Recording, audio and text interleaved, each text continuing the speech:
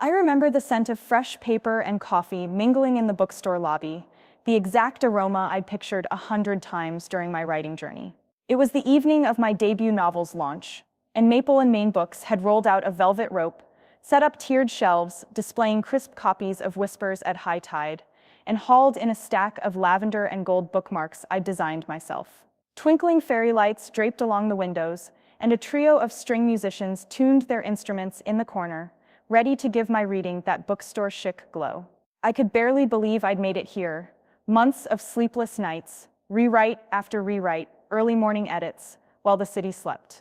This was my dream, crystallized into ink on pages, and laid out for the world to see. By 6:30, a small crowd had gathered, local bibliophiles clutching tote bags, a handful of writers I'd met at workshops, and a few curious passers-by drawn in by the hum of excitement. My heart thrummed as I stood beside the author's podium, adjusting the microphone cord, rehearsing the opening lines under my breath. Thank you for coming to celebrate Whispers at High Tide, a story about voices that echo across time. Just then, I glanced down the row of chairs set up for friends and family, and searched for my best supporters, people who had promised they'd be there no matter what. My phone pinged a group message from my college crew, Ellie, Marco, Danny, and Priya, saying running late but can't wait. I flashed them a thumbs up on screen, forcing my nerves into a smile. Late was fine. I'd waited years for this moment. I could spare a few minutes. At 7 o'clock sharp, I raised my white-knuckled hands to quiet the crowd. The string trio finished their tuning, the lights dimmed just enough, and I cleared my throat. Good evening, everyone. I'm so grateful you're here to share this night with me. My voice sounded clearer than my pounding chest suggested. I launched into a brief introduction, the heart of the novel, the characters who'd become my companions through long nights, the theme of hidden voices finding courage. I felt the audience lean in. This was where I belonged. After the reading, an excerpt from Chapter 2, where my protagonist uncovers a hidden letter washed ashore, I opened the floor for questions. Hands popped up. A librarian asked about my research on coastal communities. An aspiring writer wondered how I overcame self-doubt. Each question made me glow, fueled my confidence. Then came the final question: what inspired the opening chapter? That mysterious monologue about the tide's whisper. My smile widened. That was inspired by my own fear of silence, feeling unheard until I learned to listen to my own voice. I paused to lock eyes with my friends' empty seats. Still no sign of them. My heart ticked faster, but I didn't let it show. Thank you all for being here tonight. The post-reading mingle was supposed to be part 2, signing copies, chatting over wine and cheese, maybe stealing the string player's bow when no one was looking. Instead, I noticed the empty chairs by the refreshment table. I scanned the room. Everyone had someone, couples sharing a toast, a cluster of writers laughing over launch jitters, strangers swapping story recommendations. My heart tightened around a hollow ache. I checked my phone again. Nothing from my friends. No on our way. No apology for running 15 minutes late. A sinking feeling whispered, they didn't come. I peeked at the time, 7:45. Happy hour at Vita Tacos and Tequila Bar, my friend's go-to, had started 15 minutes ago. I could almost hear the clink of margarita glasses. Determined to believe in late arrivals, I positioned myself by the signing table and welcomed every new face. I heard compliments. I loved how the tide itself became a character, and your lyrical prose pulled me in. I scribbled autographs on title pages, juggled bookmarks and pens, and plastered on my best gracious host's smile. Yet every compliment echoed against the empty seats in my mind. My supporters weren't here, trading my celebration for chips and queso. That loneliness wrapped tighter when my phone buzzed, not with a text, but with Instagram notifications. I swiped the screen open and froze at what I saw, a flurry of hearts on a post from Marco. He'd tagged me. Marco_writes, I am the tide and the tide is me. Powerful first lines from John Author's Whispers at High Tide. Can't wait to beach read this one. #book launch. My stomach dropped. That quote was from Chapter 1, the monologue that set the novel's tone. My soul laid bare in the opening lines. He'd missed my live reading, my questions and awkward thank you bows, but he'd been quick to snag Chapter 1's best line and post it to his feed. I tapped the tag and saw the timestamp, 7:15 p.m., right when I was introducing myself at the podium, right when they'd vanished. I sank into the nearest chair, the paper plate of cheese cubes growing cold on my lap. My phone buzzed again.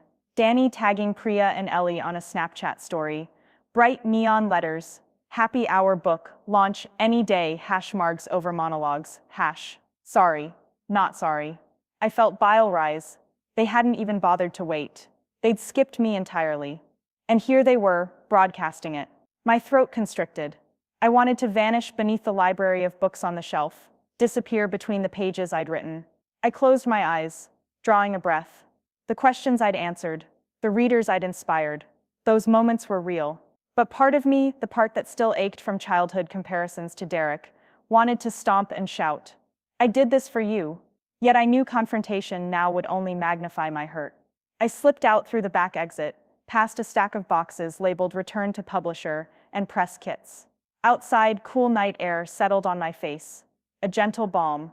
I slid down the brick wall and texted my mentor, Lydia, me, launchpad moment, feeling invisible. They skipped me. Lydia, hugs. Han, let's talk. Coffee tomorrow?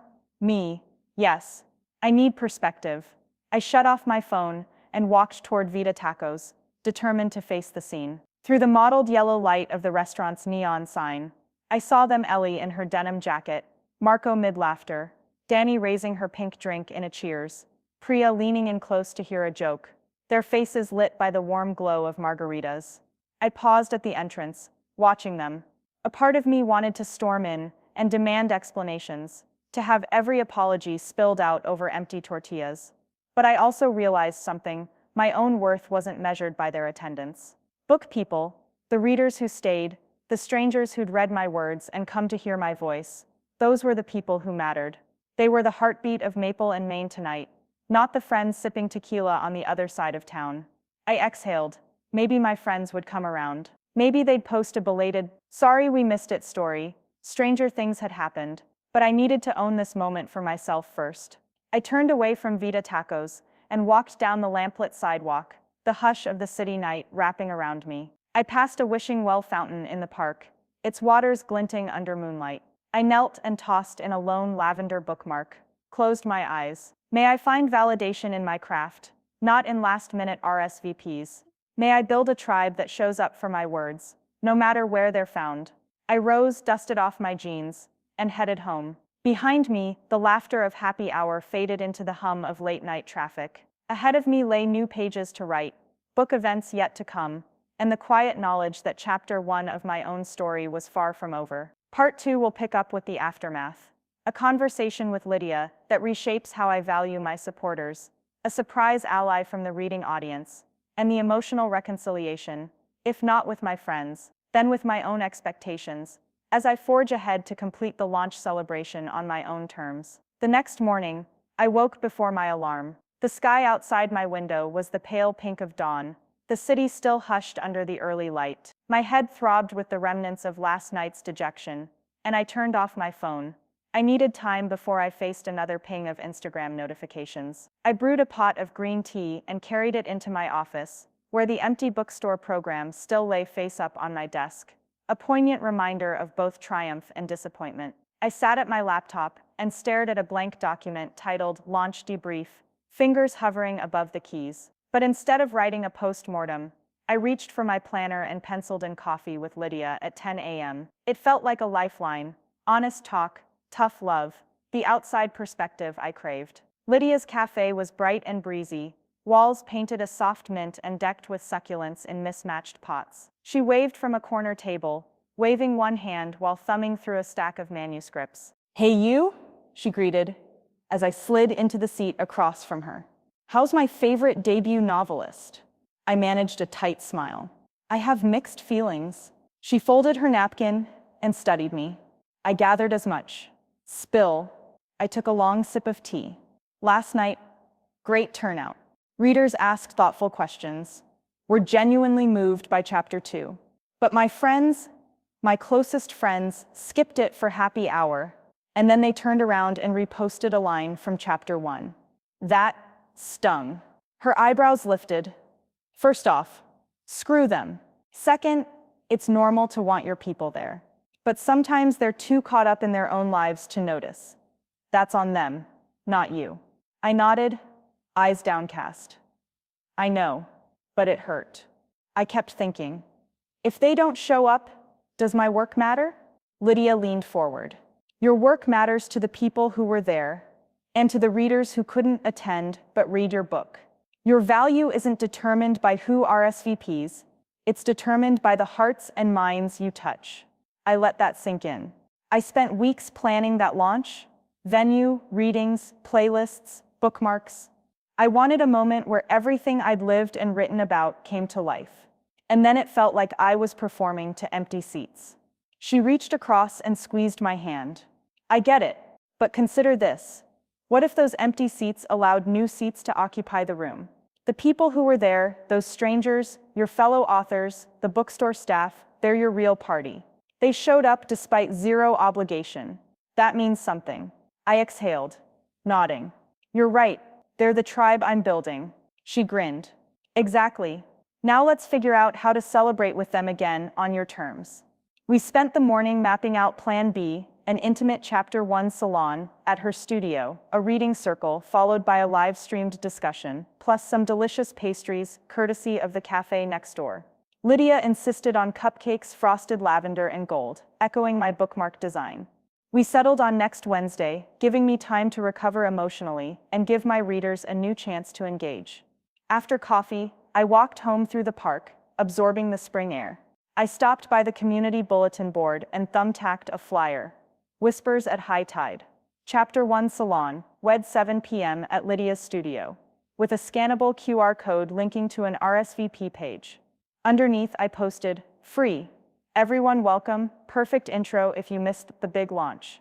Then I tapped the code photographically, testing it, feeling a thrill of agency. Over the next 2 days, RSVPs rolled in, half from people who'd attended the main launch, half fresh faces, journalists, book club members, a local high school teacher who wanted to share excerpts with her AP literature class. My inbox filled with supportive messages. Count me in. Can't wait. I'm new to your work, but excited. It felt like a grassroots movement, and my heart swelled. Meanwhile, I reached out to the string trio from Maple and Maine. To my delight, they checked their schedules and agreed to play again, this time for free, because they'd been charmed by the book's opening lines. I emailed the bookstore manager, who offered to help promote the salon and lend their PA system. Even the cafe owner chipped in with sugar cookies, shaped like seashells. By Tuesday, my apartment was strewn with salon decorations, fairy lights, extra folding chairs, a small podium, stacks of bookmarks, and advance reader copies of Chapter 3, gift for attendees. I assembled a critique page for Chapter 1 with discussion questions. What imagery stood out? How did the tide metaphor resonate? Would you read on? I piled these in small bundles wrapped with ribbon. Late that Tuesday night, I slumped at my desk, exhausted but exhilarated. A text popped up, Ellie. Hey Jane, so sorry we missed the launch. Life got crazy. Can I come to the salon? I want to make it up. Relief and warmth coursed through me. Me, absolutely. Can't wait to see you. A second text from Marco. Count me in too. Drinks on me afterward. And Danny, my treat. I want to hear you read that dramatic monologue live. Priya, I'll bring cupcakes. My phone buzzed until it glowed with confirmations. My friends wanted in. I let myself smile. Perhaps they'd realized what they'd missed. Wednesday evening arrived in a rush of pastel twilight.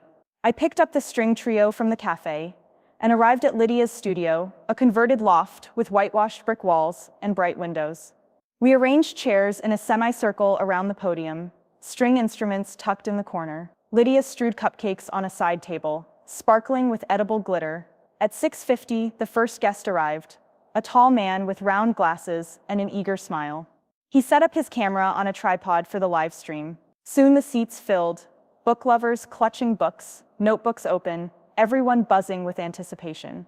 I spotted a group of teens from the high school, librarians, neighbors.